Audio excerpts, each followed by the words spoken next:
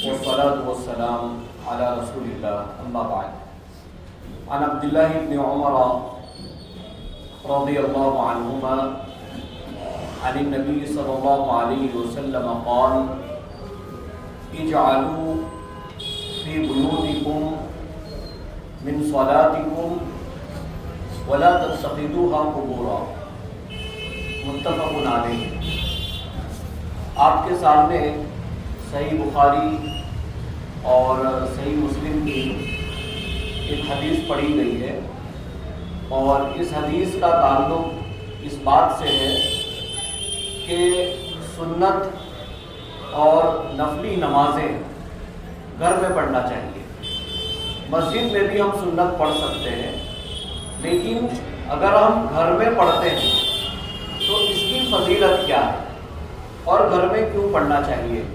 عبداللہ ابن عمر رضی اللہ عنہما فرماتے ہیں کہ اللہ کے رسول صلی اللہ علیہ وسلم نے فرمایا اجعلوا فی بیوتکم من صلاتکم، کہ تم اپنی نماز کا کچھ حصہ اپنے گھروں میں ادا کر لیا کرو، یعنی کہ سنت نفلی نمازیں ہمیں گھر میں ادا کرنی چاہیے۔ ساتھ میں اللہ کے رسول صلی اللہ علیہ وسلم نے یہ بیان فرمایا وَلَا تَتَّخِذُوهَا قُبُورًا، اور اپنے گھروں کو قبرستان نہ بناؤ، اپنے گھروں کو قبرستان نہ بناؤ۔ تو اس حدیث سے یہ بات پتہ چلتی ہے کہ نمبر ایک کہ اگر ہم گھر میں نماز پڑھتے ہیں تو ہمارا گھر قبرستان نہیں ہے، قبرستان نہیں ہے۔ دوسرا یہ کہ قبرستان میں نماز پڑھنا جائز نہیں ہے، قبرستان میں نماز پڑھنا جائز نہیں ہے۔ تیسری بات یہ ہے کہ جب ہم گھر میں نماز ادا کرتے ہیں، سنت نفلی نمازیں، فرض نمازیں مسجد میں ادا ہوتی ہیں، سنت اور نفلی نمازیں جب ہم گھر میں ادا کرتے ہیں تو اس کا اثر ہمارے بچوں پر ہوتا ہے۔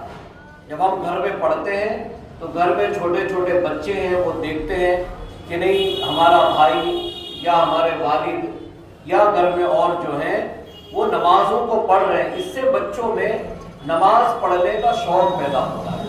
تو اس کا اہتمام کرنا چاہیے۔ اللہ تعالیٰ اپنے کسی بندے کو توفیق دے تو اسے چاہیے کہ وہ نفلی نمازیں اور جو سنت نمازیں ہیں ان کو وہ اپنے گھروں میں ادا کر لیا کرے۔ آج کا جو سوال ہے وہ سوال یہ ہے کہ وہ کون سی صورت ہے جس کو پڑھنے سے شیطان گھر سے بھاگ جاتا ہے؟ وہ کون سی صورت ہے جس کو پڑھنے سے شیطان گھر سے بھاگ جاتا ہے؟ ہاں، سورہ بقرہ۔ سورہ بقرہ یہ ایسی صورت ہے کہ جس کو پڑھنے سے شیطان گھر سے بھاگ جاتا ہے۔ اللہ تعالیٰ سے دعا ہے اللہ تعالیٰ